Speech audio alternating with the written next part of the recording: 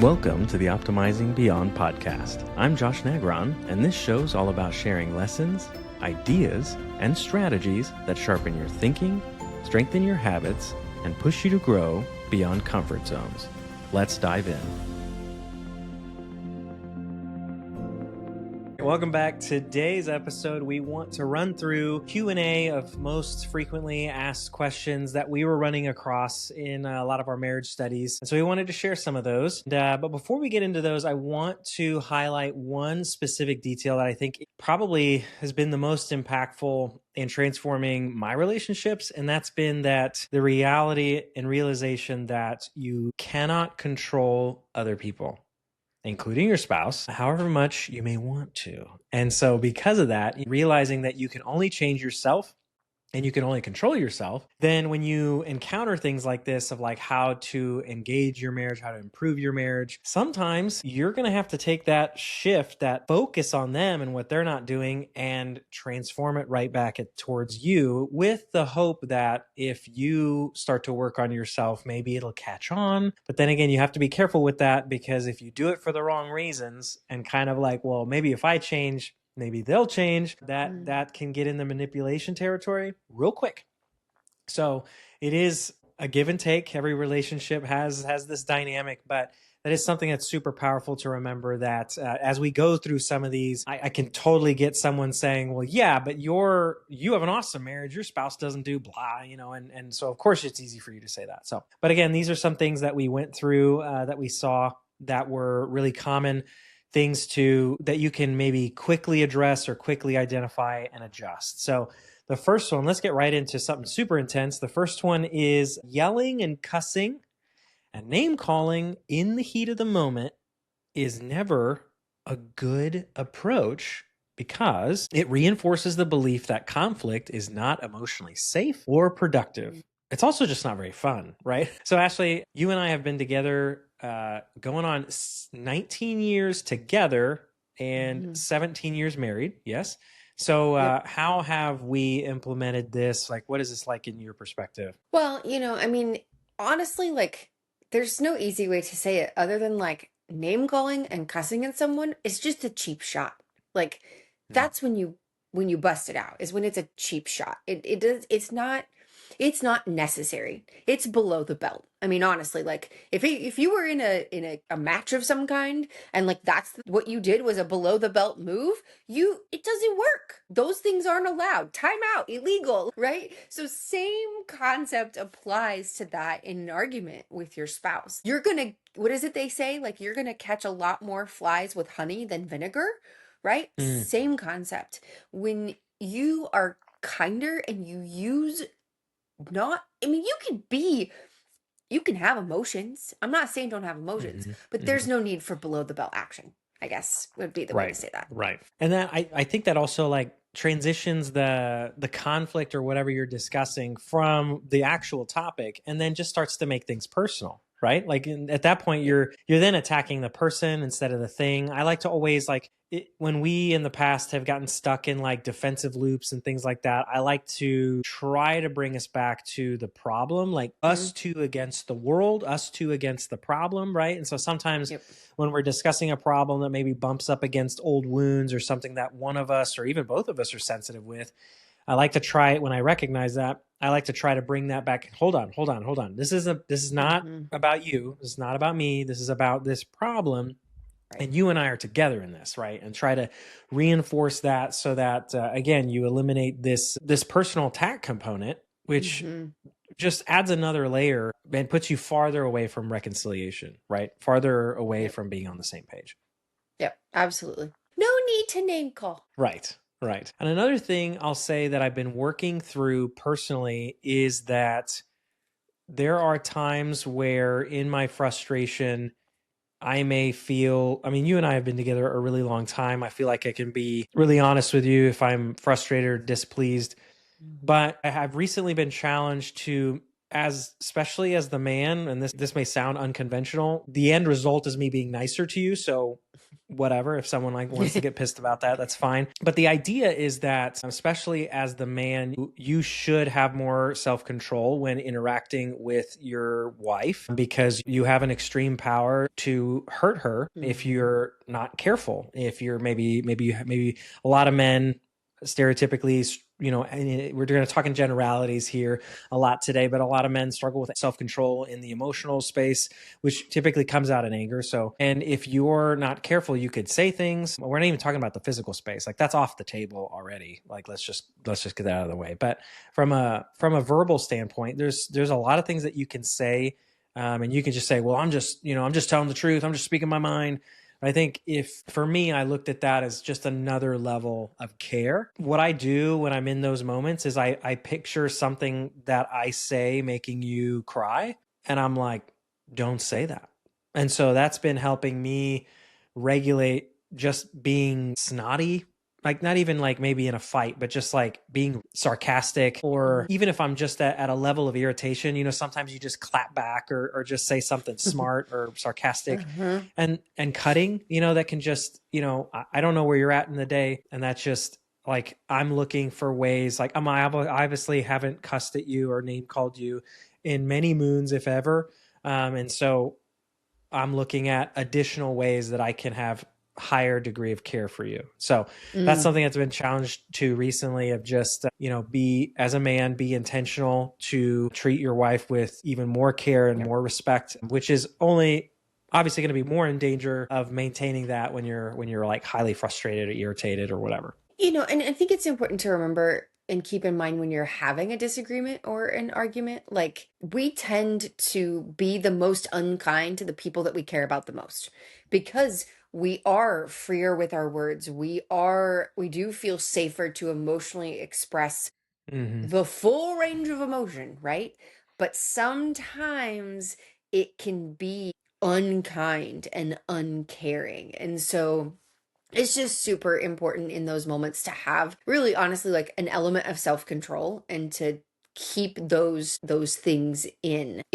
While it may not have been like cussing or those kinds of things or name calling for us, I initially, when we very first got married, like, my go-to response is anger, and I would have a lot of really unkind, mean things rolling around in my head, and I would just stop talking. I would almost like disengage the argument. And you're like, what are you doing? I'm like, well, I don't have anything kind to say at the moment, so I'm going to say nothing, right? I didn't want to hurt you and to continue to engage that conversation, so I would just say nothing. Now, we've learned, I've matured. I'm not, 20 years old anymore, matured in that, but you've also learned to give me the space to process, so that I maybe understand my emotions better and have a better grasp on them, and actually being able to have a constructive conversation, rather than just this verbal explosion of whatever the emotion may be. Right. And I remember for me, I was misinterpreting that early on. I thought you were like stonewalling me because you didn't want to have conflict. Maybe you were afraid of conflict. And so I also was uncomfortable with not being on the same page with you. So especially early on, like, I was trying to draw that out of you and get you to start talking again, which, once I figured out you had a whole bowl of horrible things to say, I was like, man, I don't think I want her to say anything. I'm good. No, stay quiet. But it was funny how I thought it was a non-confrontational move, when for you, it was actually, no, you were putting a cork in it. Out of the whole, like, if you don't have anything nice to say, don't say anything at all. You're like, okay, perfect. I'm going to have to shut up then, because Yeah, but there's that element of growing and maturing and realizing that that was an area of weakness for me. And that's not how I wanted to see you or how I wanted to engage conflict. And so I needed to work through that. And genuinely, I think it was to not see you as the enemy. Like, for some reason, I think we have this in our head, like, when we have a disagreement with our spouse, like, we become on two different sides of the battlefield, right? But really, it's the problem is over here, and we are the army fighting the problem. And so we just have to change the way in which that we look at arguing. No, I totally agree. All right. Well, let's check out one of these other ones. Ooh, this is a good one. Bottling up our feelings until we explode or react, which perpetuates conflict cycles instead of proactive communication. I think it's one of those things like when you have an emotion about your spouse or something that they're doing, not doing, whatever, like maybe not in the exact moment, because some more often than not in that exact moment of frustration, we are unkind with our words, but a little bit later or whatever that looks like, to actually have a conversation and say, hey, when you did or did not do this, you made me feel this. Was that what you were intending? Right. Mm-hmm. And I think that, we had a mentor teach us that phrase. And I think that's been one of the best things for us to help reiterate the way in which that we felt and the way in which we received whatever just happened. Right. Mm-hmm. And I actually think it's eliminated a lot of conflict for us, because one of us will go, oh my gosh, no, that's not at all what I intended to say. And so you understand how what you said got taken in that moment, and it can actually help reframe that, rather than just exploding and being super angry and super mad. Mm-hmm. It's a And it's a assuming, much because at calmer, some level you and are assuming, assuming. yeah. Yeah. So it's a much calmer way to have a constructive conversation than just exploding at your spouse. And it doesn't put them in a box either. Like it allows Correct. them, like you're saying, hey, when you did this, this is how it made me feel. Is that, so you're giving them the out on, like, they can be like, oh, like you said, oh my gosh, no. So it's Hmm. a really effective tool for sure. Yeah. And, maybe they did mean it, and that's a different conversation, right? But it definitely helps kind of reframe and head down a more constructive path, because the goal of confrontation is not to win, right? If you're setting out to win the argument, you've already lost. Like, that is not the goal. I'm a highly competitive person. Trust me, I like to win. But in the middle of a discussion and an argument and whatever, it is not the goal to win that. So we have to go about an argument, a disagreement, a conflict with the goal of restoration and with the goal of being on the same page by the time that this conversation is over. And how you start the conversation, and then the way in which that you engage your spouse about that, you have to go about it the right way, right? And I think so often, like, we don't want to rock the boat. We don't want to say that hurt. So we just stuff it. Specifically, I think as women, we just stuff it and we don't say anything, or then we start nagging and nitpicking, right? And it just starts to keep bottling up. And then on the other side of that, there is this whole, like, if you would just quit nitpicking me, I do these things for you, right? And so you have to find this happy medium, and you have to also, like, not hold things against your spouse too. Mm-hmm. You can't bring it back up later. One of those rules of engagement for us is, like, you don't get to bring back up past stuff if you didn't talk about it, or just really in general. Like, it's about what's happening right now. Like, I'm not going to hold over you what you did 15 years ago. Also, like, my memory is trash, and I'm not going to remember that. You might, I won't. Yeah, I mean, you're absolutely right. And we got that from our dear friends that if there's something that you didn't mention in the moment, that moment passed, you lost the opportunity. And, then you have to do your own internal processing about it, right? Mhm. And so I always tell people that I don't recommend stuffing emotions, bottling them up, pressure cooking them, because obviously all of those illustrations mean that at some point those things are going to be pretty explosive and going Mhm. to be destructive, because the moment that you finally work up the ability to say something, it's typically going to be with so much energy and emotion, and that's might be that person's first time hearing about it. It's going to be totally out of the blue and crazy. And like you said, how you say it matters. If you bring it up in the moment, it will be so much easier for you to say with calm emotion than when you're saying it after they do it the 50th time, right? Yep. We've talked Yep. before about how, identifying what's a me problem versus a you problem, so we won't go into it super in depth right now. But like for me, it's chewing noises sometimes make me go crazy. That's a me problem. Now you try to help with that, and we try to put ourselves in situations, maybe have the TV Mhm. going or listening to something while we're eating, and that's just wise, right? And when we're at a restaurant, it usually doesn't matter because there's enough background noise that I don't pick up on it. But there's times where we might be in a unique case where I'm like, is this even worth saying anything? Can I sneak away and come back without her even noticing? Those kinds of things. Like, is that a me problem? Is that a her problem? Do I even need to bring her into this thing? We also have with the 4G practice, we also have the fourth one being grace, right? So every single day, is there someone I need to show grace for? That can be showing someone forgiveness for something. That can be showing someone grace for maybe something they did or even could do that could irritate you. And so that's a really helpful one to release daily, something that might be pent up to kind of help you flush that system, because that matters. And so that way you don't get into bottling this stuff up. And so for my people that are the personality types that are more adverse to conflict, this is going to be a hard one for you to not bottle up those feelings. There's personality types. There's several that handle these a little bit different that we don't have time to go into today, but it's just funny to watch like how people some don't like conflict. So then they turn to manipulation to kind of like try to see if they can force the person to get the hint or make the corrective behavior anyway. That's not healthy either. And the last funny thing is, you say how you say it matters. That matters in the words, but it also matters with tone. You communicate so much with body language and tone. And it's funny because when somebody's like, hey, why are you upset? They're like, I'm not upset. You're like, will you tell your face and your voice and everything about you right now? There's a therapist that friend of ours that has a distinction of like harsh startups versus a normal startup, right? And so there's a huge difference in starting a conversation with your spouse with saying, what the heck is your problem? Versus, hey, is everything okay? You seem on edge. I'm just...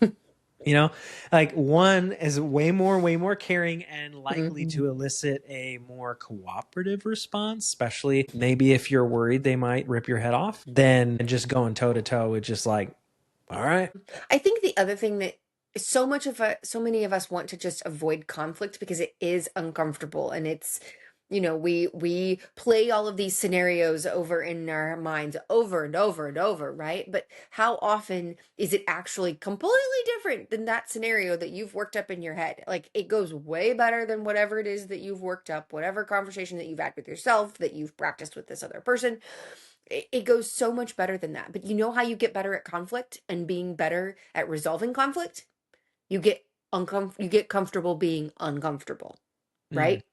It's reps. It's things that you have to just do it. And so I think that probably became like a mindset shift for us of like, it is okay to have conflict. Like, you don't want someone you never have conflict with. That's also boring, right? It's back to the whole sparring partner thing. Like, you want someone that you can go toe to toe with, but do it in a kind manner. Don't do it below the belt, and do it in the moment or within, I don't know, 24, 48 hours, whatever you determine your rules of engagement are, like that, do it in that time frame and get comfortable being uncomfortable. And then also, that also means that it's wise to work on how to receive that, right? Like, yes. Oh, yeah. You also have absolutely. to work on not just the person being having able to have having a listening ear to when someone's and people pay attention to that thing. You get what you reward. So there was one book that we read where they pointed out that if you exhibit behaviors of being willing to listen when someone's willing to share with you, then they are likely to share with you more. And so if you demonstrate the ability to listen to your spouse when they're upset, when they need to vent, when whatever, any of those things, then you will get more of what you reward. And that will be constructive for both of you, I would say. Oh, yeah, that's a good one. All right. So dismissing each other's feelings when we disagree or feel differently instead of trying to understand each other at a deeper level, including our triggers and fears. Now, this one's fun because, again, generalities. As men like to think of themselves as more logical and analytical, and women get the rap for being more emotional. Now, I've probably triggered like half of YouTube at this point. The point being is I use that specific language on purpose because we're all both in certain arrangements. So what ends up happening is regardless of what gender we're talking about, is that one of them is expressing frustration. This happens both ways for us. And actually likely probably in the reverse, because I'm the blue, more sensitive one, and you're the red nut. And so, you share your frustration, your emotions, your venting, and the other one is like, this is stupid, or doesn't make sense, or whatever it is, right? And so it's funny, we're laughing because it happens all the time. And it so happens, I'm the one that says, this is ridiculous, and Right. And I have friends, it's the other way, right? The lady's venting and frustrated, and they're just like, this isn't logical. You really just need to get over it. And so the temptation is to, if you can just explain to them why they shouldn't see it this way, then it all goes away. Obviously, why wouldn't it? That's not how it goes. And that person ends up just feeling like you don't care, you're not interested, all the things, right? So how do you not dismiss? Yeah. And so how do you do that?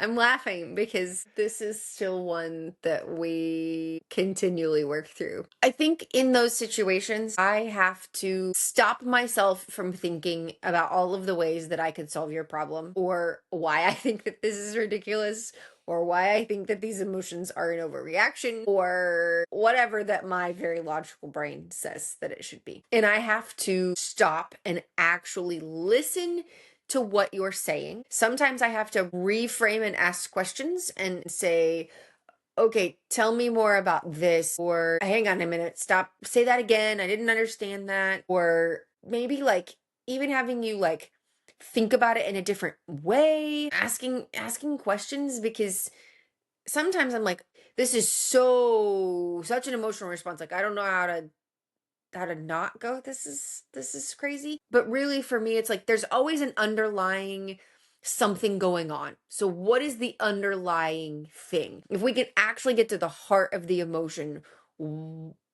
there's something like, there's a fear buried there, there's an anxiety buried there, there's a wound, probably. A wound, potentially. probably. Yeah.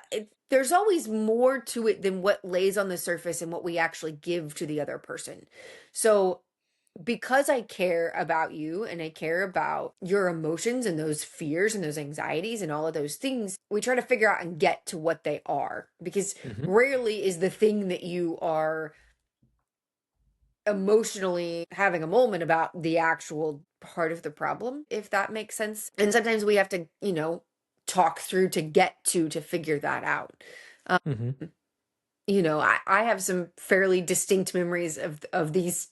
These are probably the arguments that stick out the most in my mind when I think back over about them, is times that I am not empathetic to whatever emotion or feeling that you are having, or to a response that you are having. Because I'm like, that is so far removed from the response that I would have. But I think, it's back to a thing about being empathetic. And when we're not empathetic, and when we lose the ability to see a situation from the other person's perspective, that's when we get stuck in this, well, this is just stupid. You just shouldn't feel that way. Well, and that does nothing to bond us, or to work through the problem, or to help just even process those emotions. So there's two things I think about in that. Everybody's different. Something that triggers or frustrates one person has a likelihood to maybe not bother the other person, right? So the things that make me freak out are probably not going to make you freak out. But then that also means the inverse is also true. So there are definitely times that you're upset by something, and I've had the same exact thoughts, right? Where I'm like, I think you'd be a lot happier if you didn't let this bother you.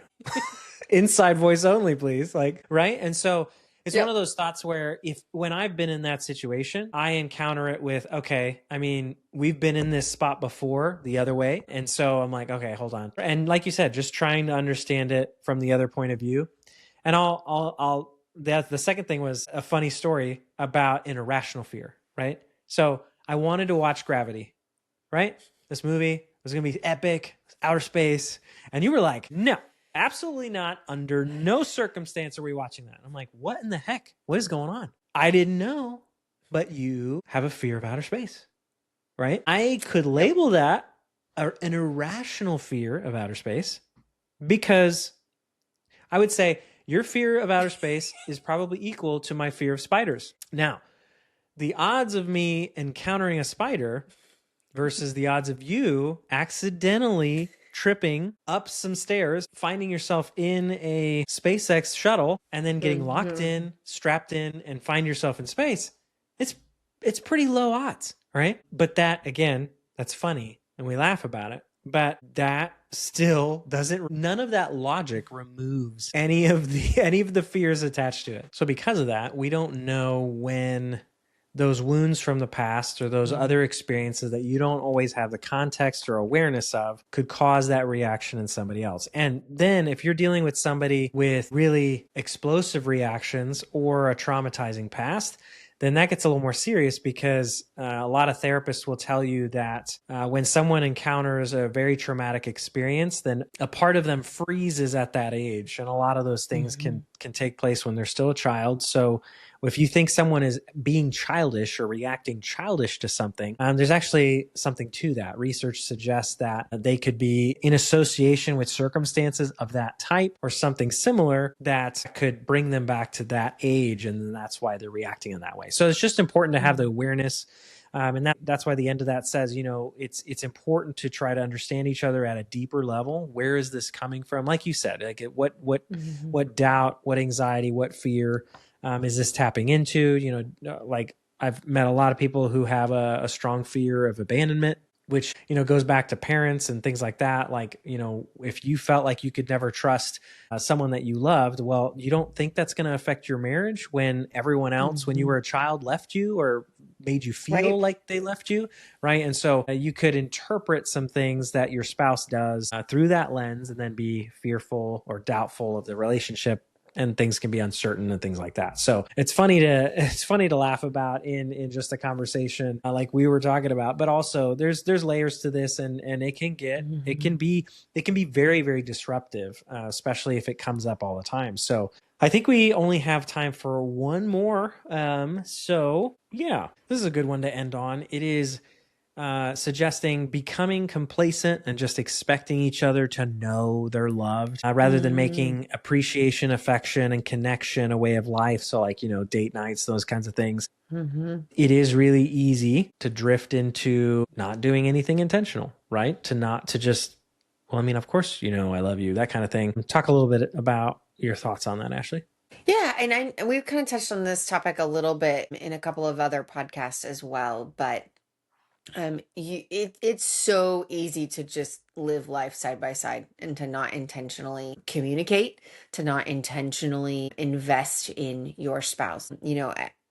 We make a point every single day. Actually, at any point in the day when we're like telling each other goodbye or moving into different spaces or hanging up a phone call or any of those kinds of things, like we make a point to say, I love you. Even if it's like we're in the middle of something and like, maybe it even is conflict and we're in the middle of it, but we can't resolve it right then and there. It's still like, hey, I still love you. Because the reality is, like, tomorrow is not promised. And you don't want the last thing that you said to someone to be something that's unkind, that is hurtful to them, that the last memory is something that's very, very painful. Like, I would far rather my last words to you be, hey, I love you. And sometimes I'll realize, like, in the middle of a day, like, I don't even know if I've said that to you or not yet. And so I might just randomly text you and be like, hey, in case you didn't know, love you. I don't ever want that to be an assumption. I want to continually tell you and reassure you that I love you and care about you. I can be madder than mad at you, but that doesn't change the fact that I love you. And so I think, you always hear and laugh about these stories about these, old men that never tell their wives they love them. Well, I told you once, like, if it changed, I'd let you know, right? Unfortunately, we have short-term memories. Also, we like to know those things, specifically as women. Like, it's an element of being pursued to be told that all the time. Hey, I love you. Hey, you look really good today. Hey, you're having a really good hair day. Hey, whatever. Way to handle whatever. right? Like praise and adoration for your spouse is a way in which to bond with them, to continue to build that foundation, to put marbles in the jar, to take your pick of analogies, right? Because the reality is, okay, thinking about the marble in the jar, like I'm going to say things that are going to take marbles out of the jar. And so how do I, by continually putting things into the jar, into the bank account, whatever, I have this foundation that when I do make a withdrawal, I'm not emptying the jar, because I've continued to build, I've continued to put that in there. And we have really short-term memories. Like I can logically know that you love me and that you care for me and that you love me and appreciate me more than you did 19 years ago. But I need to know that. It's things like randomly sending flowers. Maybe it's things like taking out the garbage without being asked, or it's breaking down the boxes without having to be told for the 27th time. Because we all know everybody's got that one person who does the breaking down of the boxes and the one that chucks them into the garage. I'm the second one. And it's, do things. It doesn't have to be these big extravagant things, right? It can be the little minute things of the day. It can be seeing something that that your spouse that needs to be done, and just doing it without having to be asked. Like nothing will fill my tank more than just randomly finding something done and being like, hey, thanks. Say thank you. Acknowledge it. Don't just go, well, finally he did something, right? That's bringing up the past. No. Acknowledge now. Because the other thing too is like, as we continue to acknowledge those things, we all loved to be loved and to be adored, right? So when I'm doing something that fills your love tank and you tell me that, I'm gonna just keep doing it. I want that praise. I want that adoration. So I'll keep doing the thing that you tell me that you like, whatever that is, right? So communicate those things with your spouse. Look for ways to serve them. I mean, that's really what it is. Like, and sometimes we just have to open our eyeballs. Like, you have to actually like intentionally walk through the house and look for those things, or intentionally walk through the day and go, ooh, what if, right? If we've communicated that we're having a really rough day, or I have had a day and I'm done, like nothing is better if you went, hey, well, what if we just like picked up Chipotle on the way home? Great. I don't have to cook. It's those little things of thinking about the other person and then verbalizing what those are, or through an action. Yeah, I thought of a couple things that are interesting. Like there's plenty of humans listening to this that one or both of their parents didn't say I love you enough, and you carry wounds from that. Right? So if that's true, why would you want to perpetuate that with your spouse? Right? You know what it feels like to not get that we all crave and want. Like they said, what is that quote? Every man wants to be fully known and fully loved. So say I love you. It costs you nothing. Just say it. The other piece is studying your spouse. You kind of touched on it. Good spouses are ones that study their spouse. It is arguably one of the most important, if not the most important relationship in your life. Why would you not be an expert on it? Like, I don't know about anyone listening, but if you have any fixations, whether that be, I don't know, maybe you know how to really make an amazing coffee and you got all the gadgets to make sure you get that espresso shot just perfect, or whatever your fixation is, where you are like, man, tape between the eyeglasses expert at, you should be an expert in your spouse, which also means, there's things like love language and things that you can learn. Why would you not want to be an expert in those things? The more that you can feed into those things, the more of a blessing you're going to get. Like you said, you kind of illustrated it like the emotional bank account scenario. It's a pretty common analogy that I always want to be on the positive end of that bank account with my relationships, right? So you try to look for ways to invest and to put them first, to think of them and invest in them first. So yeah, become a student of your spouse. That is such a powerful thing that you can do. And again, like you said, I love that you said this and I didn't say it because I say it so often, that start small. This doesn't need to be grand gestures of like, hey, I booked us a cruise to Italy, like if that's your deal, great. But you can start with just the day-to-day, just the things that cost absolutely nothing, and then work your way up to whatever. But that being said, these small things have a much higher yield more often than doing a grand gesture every 6 months or something.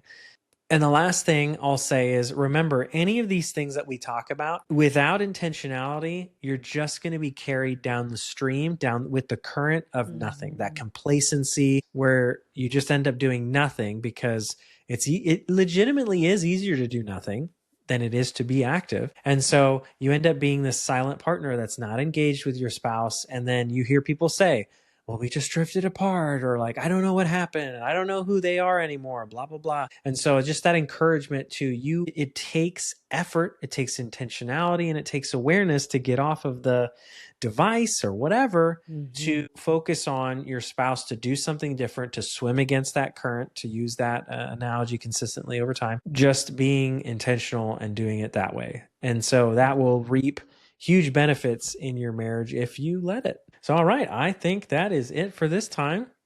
Ashley? I think that's good. Yeah, perfect. We've got more we can cover another time. Yeah, for sure. So give us some feedback if you like this topical bounce back and forth on a theme like marriage. So yeah, I know we enjoyed it. Thanks for listening to the Optimizing Beyond podcast. Remember, growth happens when you take action. So subscribe, share this with a friend, and most importantly, put what you learned into action, because as we know, daily anything changes everything.